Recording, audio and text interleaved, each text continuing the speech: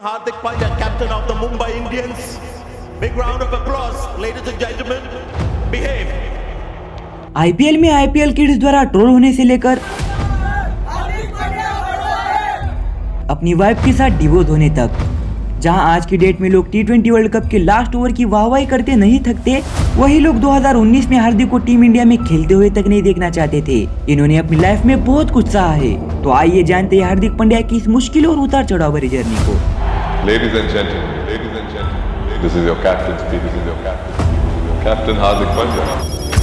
कहानी की शुरुआत होती है 1997 से, जब हार्दिक मात्र 5 साल के थे। तब उनके पिता ने अपने बच्चों को बेटर ट्रेनिंग एंड अपॉर्चुनिटीज मिले, इसलिए अपने छोटे से बिजनेस को शट डाउन किया और सूरत से बड़ौदा शिफ्ट हो गए। साधारण आर्थिक स्थिति होने के बावजूद हार्दिक के पिता ने अपने दोनों बच्चों को वहां की famous Kiran More cricket academy में दाखिला करवाया, जहां जूनियर लेवल पे हार्दिक का गेम दिन ब दिन इम्प्रूव होते जा रहा था। तो उन्होंने 9th में अपनी पढ़ाई को अलविदा करके अपना पूरा टाइम क्रिकेट को देना शुरू कर दिया। फिर 2015 आते आते हार्दिक ने डोमेस्टिक में काफी तहलका मचाया, लेकिन उनको तलाश थी एक बड़े मौके की, उनको तलाश थी एक बड़े स्टेज पे अपने टैलेंट को शो करने की, और फाइनली उनको वो बड़ा मौका मिलता है। Player is sold for 10 lakhs and he'll play for Mumbai Indians in the IPL 2015.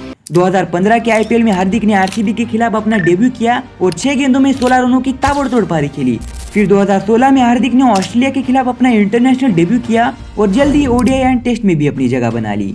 2018 आते आते हार्दिक ने अपनी जबरदस्त परफॉर्मेंस के चलते अपनी लाइफ में बहुत कुछ अचीव किया, लेकिन वो कहते हैं ना, किस्मत अगर हाथ मिलाती है तो मुसीबत को आकर छूने में ज्यादा देर नहीं लगती। 2019 में कुछ ऐसा ही हार्दिक के साथ भी होता है, जब वो केएल राहुल के साथ कॉफी विद करण शो में एज अ गेस्ट इनवाइट किए जाते हैं। लेकिन इस शो के बाद बहुत बड़ी कंट्रोवर्सी क्रिएट होती है। हार्दिक के कुछ गलत कमेंट्स एंड स्टेटमेंट्स के चलते उस दौरान उनको काफी ज्यादा क्रिटिसाइज एंड ट्रोल किया जाता है, और इसी के चलते हार्दिक और केएल राहुल को टीम इंडिया से सस्पेंड भी किया जाता है।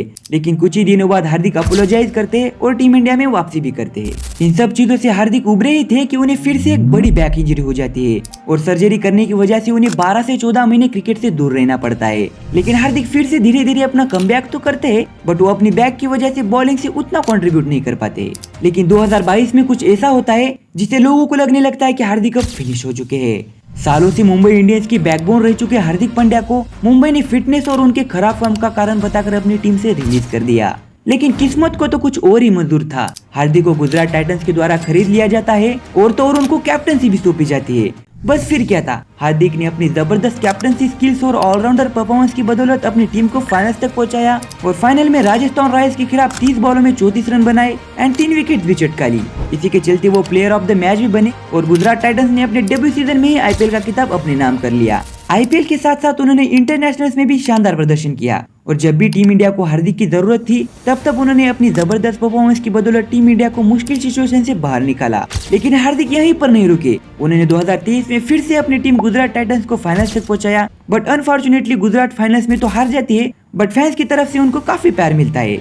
इस मोमेंट तक हार्दिक की लाइफ में सब कुछ ठीक चल रहा था। अपनी कैप्टनसी और शानदार परफॉर्मेंस की वजह से उनको काफी ज्यादा अप्रिशिएट भी किया जा रहा था। लेकिन ये अप्रिसिएशन जल्द ही एक भयंकर हेट में तब्दील होने वाली थी। 2024 के आईपीएल में हार्दिक को मुंबई इंडियंस ट्रेड करती है फ्रॉम गुजरात टाइटंस, और कुछ ही दिनों के बाद एमआई के ऑफिशियल इंस्टा पेज पे एक पोस्ट आती है।